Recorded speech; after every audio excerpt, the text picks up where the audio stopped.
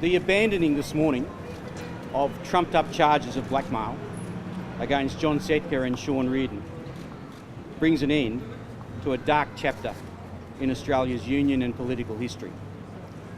I want to acknowledge the courage and the integrity of Victoria's Director of Public Prosecutions in bringing to a final end this farcical prosecution. John and Shaun, their wives, Emma and Brenda, and their family and friends have endured years of anxiety and the awful prospect of prison sentences which would have taken them away from their families for years. And all because one coffee shop conversation about work safety at GrowCon got distorted and it got fabricated into a blackmail threat. The two Boral executives alleged to have received the blackmail threats have seen their credibility, Boral's credibility, shredded in this court over the past 8 days. There has been evidence of criminal acts of evidence destruction. Crucially, it's been exposed that neither of Boral's men took the coffee shop conversation as any kind of threat at the time, and they did not think of it as any kind of threat for over a year. And after a year, their view of that coffee shop conversation, their recollection of it, got changed. It got changed only after various lawyers got involved.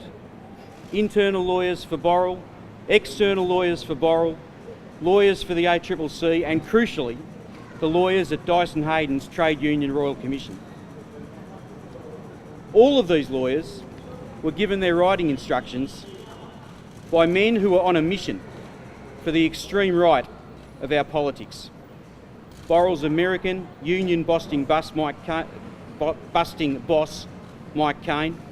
the ACCC under the Abbott government, and the extremist and now totally discredited Trade Union Royal Commission of Dyson Heydon. We have heard evidence in the last week of contact after these events between Boral executives and Tony Abbott, Erica Betts, and then Victorian Attorney General Robert Clark. We've seen Mike Cain appear at the Trade Union Royal Commission, not so much to give evidence, but to lecture the Royal Commission that he and Boral wanted criminal charges laid against these blokes. Now, we don't know which of the many lawyers at Boral, for Boral, at the ACCC, assisting the Trade Union Royal Commission, conspired in the dozens of draft versions of the key prosecution evidence which resulted in an entirely innocent coffee shop conversation getting exaggerated and distorted into a false claim of blackmail. No doubt many of them didn't. What we do know is that gross and unlawful distortion took place, and that's the only way in which these charges could ever have been brought. What we do know is that after 3 years of prosecution and 3 years of harassment, the only question of criminal conduct raised here is in various aspects of the concoction of this case against these innocent men, in the destruction of evidence, in the distortion of evidence. If there is to be fairness and impartiality to our justice system, then the same sort of scrutiny that's been applied to John Setka and Shaun Reardon over the past 3 years should now be focused on Boral. It should be focused on the Trade Union Royal Commission and those responsible for the distortion of evidence that made these charges possible in the first place. Look, first of all, if I could just say... Mate, do you mind just taking a step down? Just one step down? Thank you. Too tall, am I?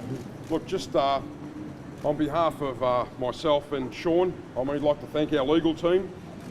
Robert Richter, Neil Clellan, done a fantastic job, and all the juniors and all the other lawyers involved, Peter Gordon himself, and everyone at Gordon Legal. They worked around the clock, they were passionate about it, they seen it was an injustice being done, and I'd like to just really thank them for all their work.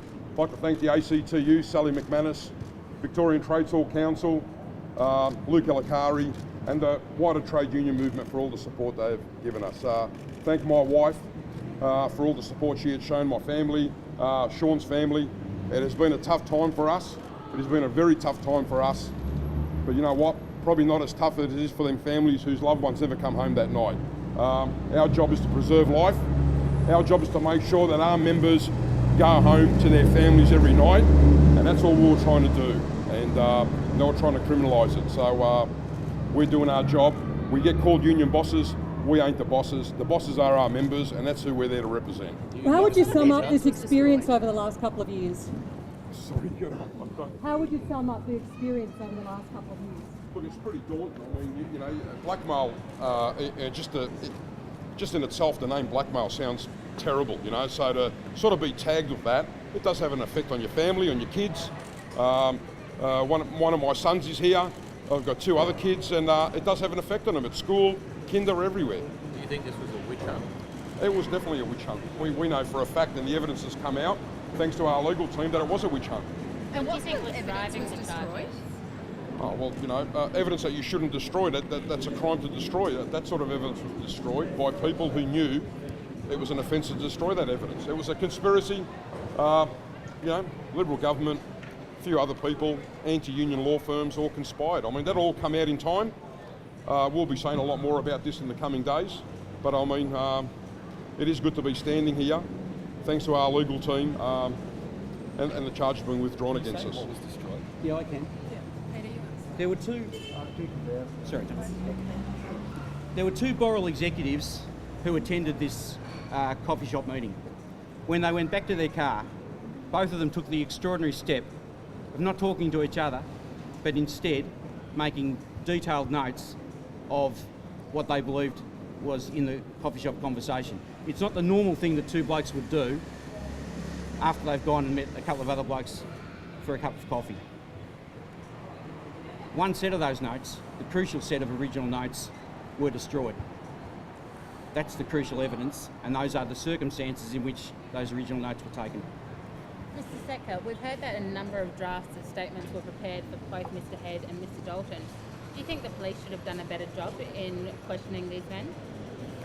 Well, definitely. I mean, look, there was one key witness made 18 drafts, and another key witness made 41 drafts. I mean, we're almost thinking of bringing Guinness Book of Records down here. I mean, yeah, look, I think there's a lot of people that have got a lot to answer, not just the police. You know, you've got federal police, you've got all sorts of organisations that were involved in this conspiracy, and it was to, you know, criminalise trade unionism in this country. That's all it was about. What can you tell us of the government's meddling in this whole affair? The government were all across this, and it was proved in court that there was communications between Tony Abbott, Erica Betts, Naphthine's office, the former Attorney General Robert Clark. They're all over it. They even said they'd help with the media, they'd help with getting the message out. It was just a conspiracy all the way through. Were you surprised with this result today? Yeah, look, I'm very happy. Sorry, there's so many questions I can answer, but look, that's all I'll say for now. Thanks very much. Thanks for your patience. And look, it's a fantastic result for workers all across this country. I mean, they're trying to take away workers' rights. We're there to fight for workers' rights. That's what we'll continue to do. And our members pay our wages, and that's what they want us to do, and that's what we'll keep doing. Thank you very much.